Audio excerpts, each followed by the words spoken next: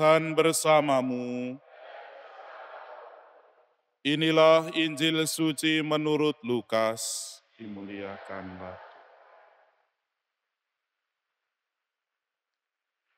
Pada suatu hari ketika Yesus sedang berbicara kepada orang banyak, berserulah seorang wanita dari antara orang banyak itu dan berkata kepada Yesus, "Berbahagialah ibu yang telah mengandung dan menyusui engkau."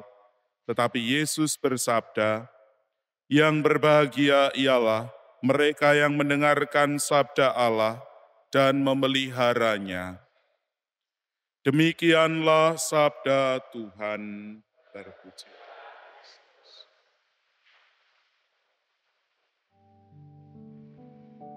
Para saudara dan saudariku yang terkasih dalam Tuhan, suatu ketika saya bersama dengan teman-teman Romo yang ada di Kumpas Kuntul, komunitas pasturan Kulon Progo Bantul, jadi sekitar Ganjuran, Bantul, Sedayu, kemudian ada Wates dan sekitarnya itu mengadakan rekreasi bersama. Jadi kami jalan ke timur, waktu itu ke arah Malang dan sekitarnya.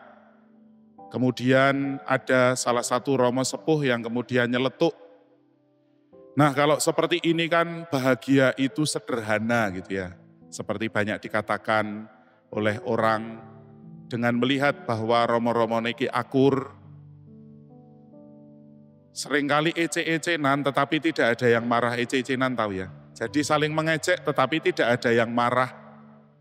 Jadi hati semuanya itu ringan dan hati semuanya itu dipenuhi dengan persaudaraan. Dan Romo itu menegaskan bahwa kebahagiaan itu sederhana.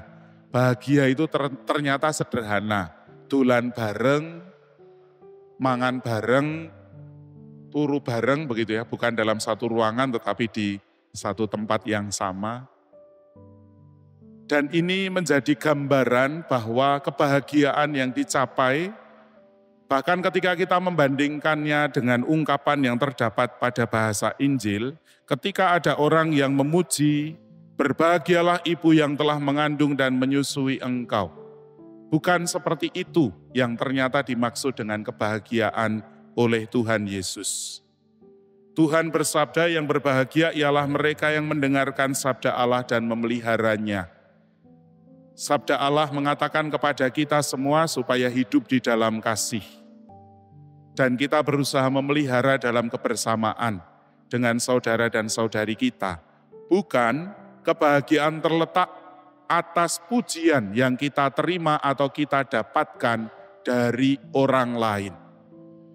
Sering kita berpikir bahwa kita akan menjadi bahagia ketika mendapatkan sesuatu dari sesama kita, entah itu berbentuk barang ataupun juga berupa kehormatan, sanjungan, dan pujian, seperti dialami pada bacaan Injil. Tetapi ternyata tidak seperti itu. Kebahagiaan bagi kita orang-orang Katolik haruslah terletak pada usaha untuk menghidupi persaudaraan.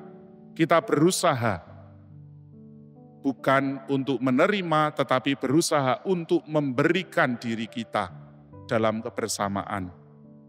Maka sebagai umat yang ada di tempat ini, kita semua diajak untuk semakin tekun dalam usaha membangun persaudaraan, menghidupi sabda Allah, hidup di dalam kasih.